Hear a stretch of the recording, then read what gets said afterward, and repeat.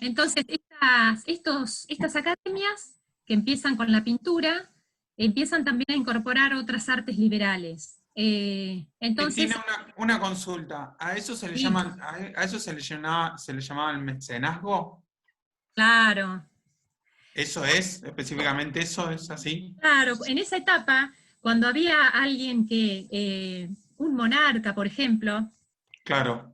o lo que ahora le llamaríamos los empresarios, o algún comerciante muy Comerciante, afortunado, claro. con mucha fortuna, empezaban a sostener a ese artista para que produjera su obra maestra. Sí, sí, sí, desde entonces data la época de los mecenazgos en arte. Ok. Bueno, entonces, ¿qué se necesitaba para la creación de la obra maestra o para, digamos, dar cierta independencia a un artista? Una prueba de habilidades, ¿sí? Esas pruebas de habilidades las establecían también al interior de las academias. Piensen que en Argentina, volvemos a nuestro país. A principios del siglo XX en Argentina se crean algunas academias, las más conocidas son las famosas academias de Bellas Artes, donde ahí se nucleaban grupos de aprendices que iban aprendiendo la obra de determinado pintor, por ejemplo, de determinado escultor, ¿sí? Las academias siguen existiendo hasta que son los antecedentes institucionales más directos de, por ejemplo, las escuelas de arte, algunas escuelas de artes y oficios, y también en relación con, se empiezan también a crear academias musicales, y también son los antecedentes más directos de los conservatorios de música, ¿sí? Pero con esta idea de obra consagrada, de la transmisión unidireccional del maestro a los aprendices, ¿sí? Esto para hacer un poquito de historia en relación con la enseñanza de las técnicas.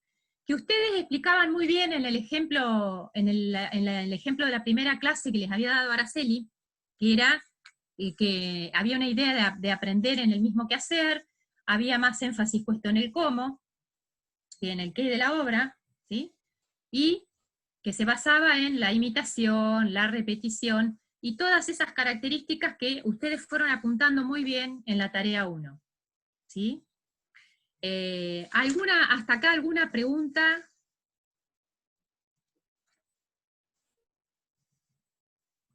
¿No? Acá hay un comentario en el chat. Ah, es tuyo, Araceli. Bueno, cuando vuelven a leer el artículo sobre los enfoques, vean bien, traten de diferenciar bien cuáles son las características de las técnicas en sí, y cuáles serían aquellas desventajas en sí, o aquellos riesgos sobre los que nosotros apuntamos acerca de la única referencia a las técnicas en una propuesta de enseñanza, ¿sí? Siempre hagan ese ejercicio, ¿sí? Bueno, ahí en esta idea de la ilustración de recién, también aparece otra cuestión que es tomada por los economistas siglos posteriores, en el siglo XVII, en el siglo XVIII, porque había una cuestión en relación con el trabajo. La fuerza de trabajo era del aprendiz. ¿Por qué? Porque el maestro enseñaba una pieza, pero después el aprendiz iba repitiendo la técnica en otras piezas, y las piezas se vendían. Sí, por ahí era como que el saber, perdón, dije, el saber lo tenía el maestro, como se le decía, y la fuerza de trabajo la ponía el aprendiz, y a su vez la cantidad de materia, digamos, de trabajo realizado lo ponía también el aprendiz. Veía un modelo Claro, y con ese modelo hacía la mayor cantidad que podía. claro. Entonces era un trabajo sin compensación económica, ¿sí? La única, en la forma de vida, en la experiencia, lo único que se le proporcionaba al aprendiz era la experiencia, y era también el prestigio que le daba pertenecer a tal o a cual taller. ¿sí? O trabajar con tal o cual maestro. ¿Sí? ¿Se entiende? Esta lógica de maestro-aprendiz sigue vigente en las distintas disciplinas artísticas, ¿sí? Y ahí está la tensión entre el aprendizaje con un maestro en particular, y seguir toda la vida aprendiendo de ese maestro, o el aprendizaje en las instituciones. Y ahí hay una todavía hoy hay una fuerte tensión en esto, ¿sí? Bueno, profundicen, sigan indagando aún más en esas características de las técnicas, ¿sí? También vuelvan a pensar en sus trayectorias para ver en dónde estuvo en ustedes la participación, su experiencia de participación como aprendiz en alguna técnica, ¿sí? Y si la técnica estaba proyectada hacia una obra, si la técnica quedaba en sí misma, cómo era esto. Sigan volviendo a mirar esto. Bueno, ahora vamos a pasar a hacer una repasada con el enfoque expresivista, donde también ustedes lo pudieron en las tareas, en la tarea 1. Dejo de compartir esta y pongo la Sí, otra. ponete el GIF, sí. Bien. Ustedes pudieron muy bien relacionar la segunda clase que les presentaba Araceli. Son situaciones de clase por ahí como más, son reales, pero son como más exacerbadas para que ustedes vean también cómo opera ahí el enfoque expresivista, cómo opera la búsqueda de una expresividad sin demasiada intervención pedagógica, ¿sí? Bueno, ahí dentro del enfoque expresivista, con todo lo que habíamos planteado, podíamos distinguir tres autores bien representativos de este enfoque, que eran Herbert Reed, quien desde Gran Bretaña publicaba su obra máxima, que fue Educación por el Arte, Victor Lowenfeld, que escribía desde Estados Unidos, también entre la década del 40 y del 50, y bastante tiempo antes, a principios del siglo XX, John Dewey, un pedagogo norteamericano. ¿Qué les pedimos que vuelvan a mirar de los aportes de Herbert Reed? ¿Por qué dice que el arte es la base de la educación? Y ahí él se refiere a la filosofía. Es un autor que logra reunir muy bien los aportes de la filosofía, de la pedagogía y del arte, ¿sí? Por eso siempre vamos a nombrar como uno de los iniciadores de estas discusiones a Herbert Reed, ¿sí? Precisamente porque él dice que la educación promueve el cultivo de los modos de expresión. Ahí es donde nos da una pista de que interesa mucho la expresión, pero va a ser distinto lo que entienda por expresión Herbert Reed, porque habla de una expresión que comprende cuestiones de memoria, de sensibilidad, intelectuales, no la mera expresión por la expresión misma, ¿sí? Lo que pasa es que con el tiempo y con las reinterpretaciones se vuelve muy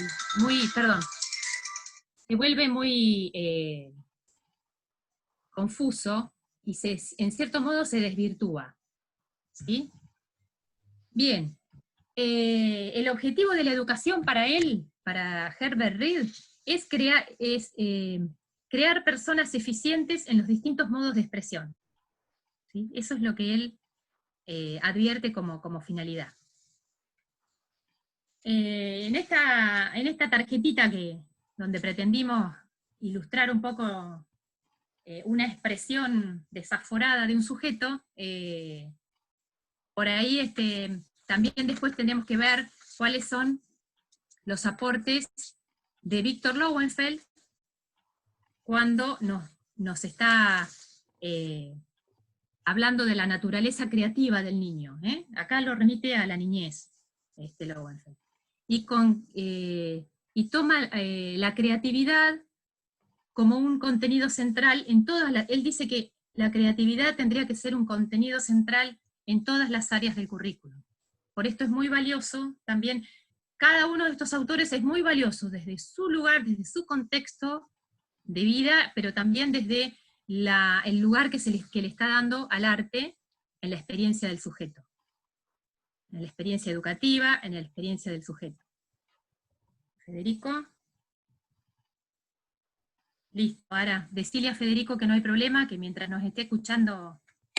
Hola, sí, ahí activé el audio para contarles. Sí, las escucho, no se hagan problema. Dale, Pero dale. sí, seguramente desactive la cámara por si viene gente. Bueno, Bueno, dale. buenísimo.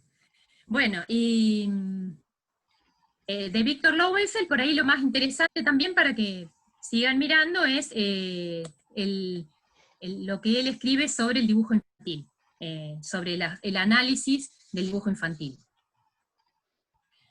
Y también tenemos los aportes de John Dewey, desde la pedagogía pragmatista norteamericana, de principios del siglo, de 1920, 1930, donde él habla del arte como experiencia, y como medio, del arte como medio para transformar la vida del individuo y de la sociedad. O sea que es muy importante la marca, la huella que deja John Dewey, en una corriente pedagógica que más tarde se denominó Escuela Nueva, y que tuvo mucha fuerza en Argentina, pero años más tarde, décadas más tarde. Y él decía, John Dewey decía que a través de las experiencias artísticas se puede reconstruir el conocimiento. Entonces, fíjense qué importante que es que un autor ya desde principios del siglo pasado estuviese hablando del arte como conocimiento. Aporte que pasó como muy desapercibido en nuestros sistemas educativos, que aún hasta hace bastante poco tiempo siguió poniendo en duda, algunos actores institucionales siguieron poniendo en duda el estatus del arte como conocimiento, ¿sí? O el conocimiento artístico. Bueno, entonces, este conjunto de autores, hay muchos más, pero seleccionamos, hicimos un recorte para el enfoque expresivista.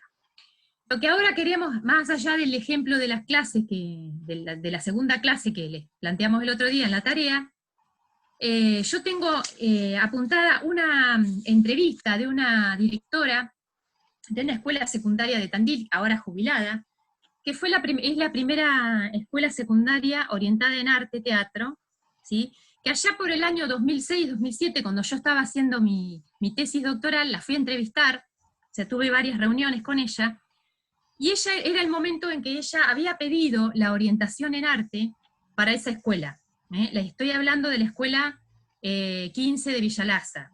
En ese momento era una escuela, una secundaria básica, después pasó a ser un ciclo básico y había que definir el ciclo superior y ahí había que definir una orientación. Entonces era el periodo en que ella estaba luchando para que la escuela fuese de teatro, con orientación en teatro. Entonces, yo lo que estaba investigando era cuál era la expectativa que tenían los directivos, ya ahí me corría de los profesores, cuál era la expectativa que tenía un directivo de una escuela secundaria acerca del teatro, ¿sí? Pero no solamente como una cuestión anecdótica, sino para que vean también cuán presente están en los discursos y en el pensamiento de los actores educativos el enfoque expresivista. Escuchen un momentito. Es muy breve, pero muy contundente. Bueno, logré eso, me cuenta. Logré eso, me estaba contando las disputas con la inspectora, que la inspectora quería que la escuela tuviese una orientación en artes visuales. Entonces ella decía, bueno, entonces, ¿qué trato de hacer con estos chicos? O sea, eran chicos que ya iban a ingresar al 4º año del ciclo superior. Ella me estaba hablando de los chicos que había tenido en 1º, 2º y 3º. Bueno, ¿qué trato de hacer con estos chicos? Que reconozcan su cuerpo, que reconozcan su lugar, que traten de sacar todo lo que tienen adentro, que tienen una carga social y emocional muy grande y negativa. Es más, en horas libres el año pasado teníamos una preceptora que tomó un liquid y dijo, en hora libre, bueno, vamos a representar una casa, un almuerzo. ella después me contaba las cosas, y los chicos sacaban de adentro todo lo que vivían en su casa en el almuerzo. La agresión física y verbal, que venía la policía y tocaba timbre. Entonces, yo necesito que el chico saque todo eso que tiene. Bueno. ¿Alguna repercusión que tengan ustedes esta declaración? ¿Lo han escuchado antes? ¿Lo han vivido? ¿Han vivido, digamos, esta expectativa de qué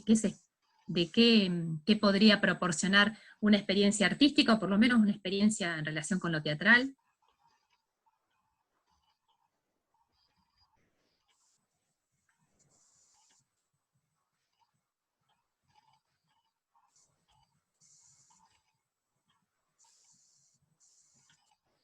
Están calladitos hoy. ¿Qué les resuena? Esto de sacar adentro, ¿han escuchado esto? Para sacar todo lo que tengo adentro.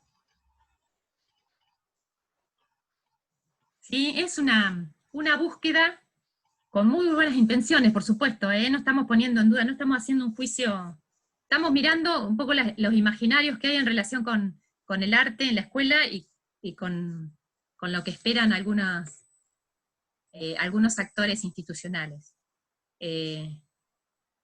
Esto de sacar, digamos, rayan en lo terapéutico, ¿no? Sacar, liberar tensiones, liberar todo lo que uno tiene como carga, ¿sí? Después verían para qué, y quién, digamos, trabajaría con estas emociones, con esta liberación de emociones, ¿sí? Ahí es donde empieza a tomar un tinte medio confuso lo terapéutico, la mera liberación de tensiones, de angustias y de carga negativa con la enseñanza de una disciplina artística, la formación en un lenguaje artístico. Sí, por ahí el lugar que se le da al arte, en ese caso, ¿no? En el caso de esta señora, como posibilitador para esta liberación de estas tensiones o de estas emociones. También después tenemos que saber qué tenemos que hacer con eso, ¿sí? Porque se representa, como decía, y se dramatiza un espacio cotidiano, como es un almuerzo, una cuestión cotidiana de la casa, pero después hay que ver qué hacemos con eso que surge en esa dramatización, ¿no? Que también es Justamente es acá justamente la preceptora que ella menciona es una profesora de teatro, que en ese momento estaba cumpliendo el rol, había conseguido un cargo de preceptora, y entonces como siempre había proyectos para las horas libres. Las horas libres, sí. Bueno, la preceptora, ¿qué hacía? Lo que sabía hacer era, bueno, intentar dramatizar, trabajar con algunos juegos, o sea, para ocupar esas horas libres con alguna propuesta de escritura, de algún tipo de trabajo colectivo, y bueno, salía esto, era recurrente que salía esto. Entonces la directora pensaba que ante esta necesidad expresiva, pero más que nada liberadora de ciertas tensiones y de angustias y de una situación social, una situación de vida de los estudiantes, era la mejor propuesta, ¿sí? Bueno, finalmente lo logró, la orientación se abrió, pero con otro tipo con otras justificaciones, no estas meramente expresivistas, ¿sí? Y logró torcer el rumbo de lo que iba a ser otra de lo que hubiese llegado a ser una cuarta secundaria orientada en artes visuales, porque ya había otras. ¿Sí? Bueno, dice Karen, igual es algo difícil crear un ambiente en donde se expresen, ¿no? Y depende de la propuesta, depende de la propuesta que tenga quien esté a cargo del grupo. Sí, por ahí tiene... dale, Karen, dale. No, perdón, no, de que yo decía más que nada eso, porque por ejemplo, en mi escuela muchas veces nos pasaba esto de que querían hacer que nosotros nos expresemos con distintas cosas, pero muchos como que, por ejemplo, hubo una profesora de práctica de lenguaje que nos quiso hacer escribir poemas o cosas por el estilo, pero muchos, como por el miedo ese a expresarse delante de todo el resto, a los que no tenían confianza, no podían, aunque la profesora les daba esa oportunidad, no podían hacerlo, porque no tenían confianza en ese ambiente. Claro, por ahí lo que yo iba a decir que a veces tiene que ver con la propuesta, porque por ahí si hay una propuesta sostenida donde, en este caso la preceptora, todas las horas que tenían libres en el caso de que faltara algún docente, estaba ya la propuesta armada para armar un espacio de esto, de expresión o de escucha o de bien pautado, es una cosa. Ahora que por ahí de un día para el otro venga alguien y les diga a los adolescentes, bueno, a ver, exprésense, sabemos que es muy difícil, porque bueno, el adolescente aparte pasa por otras etapas biológicas y emocionales que bueno, que no es tan sencillo si no hay una estructura o algo más programado y sostenido en el tiempo. Que por ahí tiene que ver con eso también. Y básicamente la generación de un lazo, de un vínculo de confianza. Vos no podés tirar cualquier propuesta en un grupo al que no conoces demasiado y del que sabés que no todo el grupo va a tener cierta cohesión, no tiene cierta cohesión, y donde está también el miedo al ridículo. Entonces, ahí es un trabajito sostenido donde hay, digamos, están las habilidades de coordinación de un grupo que tiene que tener el profesor, profesora. Pero no solamente en teatro, en todas las disciplinas artísticas. Lo que pasa es que pareciera que siempre queda ligado a la conformación del grupo, o las cuestiones de socialización, en el profesor quedan como atribuidas al profesor de teatro, que sí, que lo sabe hacer muy bien por otra parte, pero no es, no tendría que ser el depositario, no tendría que ser teatro únicamente la materia en la que se puedan trabajar estas cuestiones, ¿no? Porque hay otras posibilidades expresivas, y hay otras disciplinas que también se enseñan en la escuela. Bueno, ¿algo más? Otro repasito entonces. Una consulta, Cristina. Entonces, el diagnóstico de esta directora sería un diagnóstico, desde su mirada, un diagnóstico de una técnica expresivista. Lo enfocaríamos por ahí. Sería algo así. En ese momento, claro. Digo, por supuesto que después al desarrollar ¿cómo es? Esa propuesta. Esa escuela, esa propuesta habrán, digo, lo estético, lo conceptual, un montón de cosas, lo artístico, que no solamente eso. Porque aparte hasta en el lugar que se desarrollaba, ese diagnóstico que se hace ahí es en un recreo también es que ni siquiera es en un aula o en lo que sea, que la enseñanza se puede dar en cualquier lado, pero bueno, también el contexto del recreo arma también otro tipo de contexto, que capaz que ese era el contexto en el cual se expresaban, no dentro de un aula. ¿Sí? Claro, pero más allá de eso, ¿quién dice es como es como que el alumno termina siempre hablando con el preceptor o con la auxiliar que limpia. Digo, porque tienen claro, y mucho no con más. el profesor, con el director. Pero más allá de eso, miremos quién lo dice. Lo dice una persona, miremos también el capital cultural que tienen los directores, ¿qué saben del teatro? ¿Qué han visto? ¿Qué saben? ¿Qué han escuchado? ¿Qué beneficios, entre comillas? Después vamos a dejar de hablar de estas ventajas, beneficios, lo vamos a ir conceptualizando de otra manera, pero ¿dónde escuchó ella? ¿Qué sabía? ¿Quiénes le dijeron qué se podía hacer? Ella tenía la idea de los logros que habían tenido los profes de teatro del primer ciclo, o sea, del ciclo básico, que dicho sea de paso son profes de la facultad también, que habían tenido unos logros bastante interesantes. Entonces ella estaba con esa idea. También a ella le gustaba, no había hecho taller, había visto poco teatro, pero le gustaba la posibilidad de que en determinado momento se pudieran adoptar otros personajes. O sea, después yo me pongo a hurgar un poco, es larga la entrevista, no viene al caso, pero donde ella es profesora de matemática, después se jubiló como directora, es profesora de matemática, y a ella en otras escuelas donde trabajaba le encantaba en toda ocasión que había caracterizarse de otra manera, con mucho humor. Entonces a ella le había quedado toda esa mezcla de cosas, de imaginario, en relación con el teatro. Y ahí lo ponía en juego. ¿Sí? Bueno, Bien, otra repasada al enfoque expresivista para ver qué más encontramos, ¿sí? Vamos a ver el enfoque lúdico, vamos a hacer un repaso del enfoque lúdico, y ya de ahí también pasamos al texto de Milstein y Méndez. Por ahí Sí. una cosita del enfoque expresivista, por ahí retomen el texto de Cristina y María Elsa Chapato, pero a su vez tomen estas fuentes que dijo Cristina, Dewey, Gardner, ¿sí? No, Reed Reed, perdón, Reed.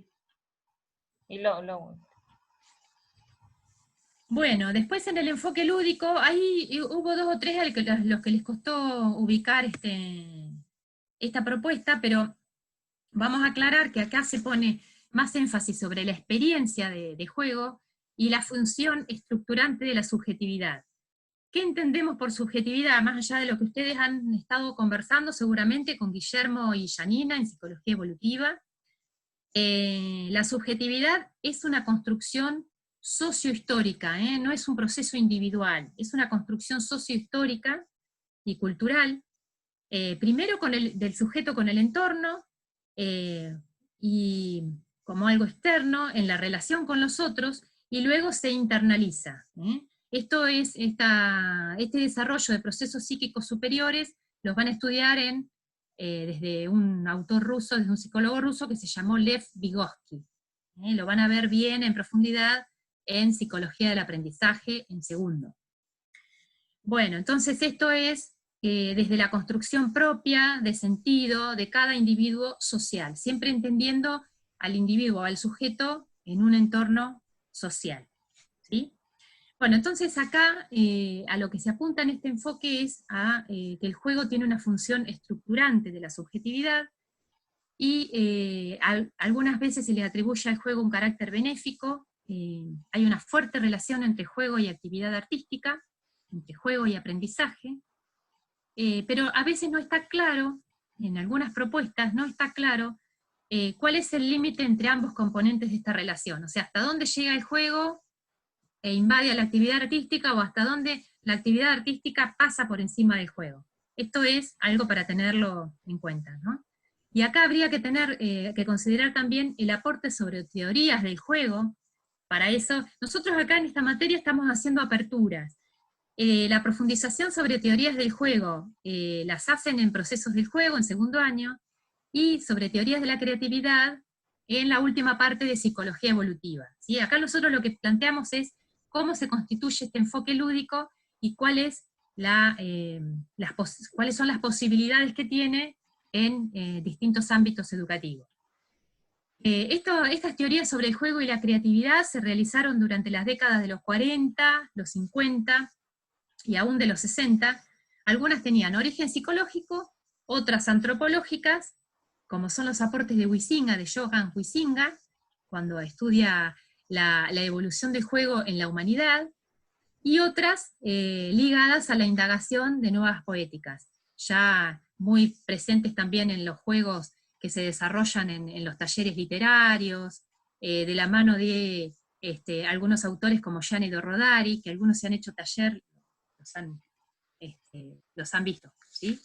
Bueno, queda un minutito. Vayan, mientras salimos y volvemos a entrar, vayan teniendo a mano el texto de Milstein y Méndez, ¿sí? Porque ahora vamos a hacer algunas aproximación a ese texto. Aproximaciones, porque nos gustó este texto como uno de las vinculaciones posibles con el enfoque lúdico. Si bien apunta a ver el lugar del juego en la escuela y también cómo entra el cuerpo en la escuela, asociada a esta idea de que la única entrada posible es a través del juego. Bueno, ahí para saber nomás, ¿pudieron escuchar el audio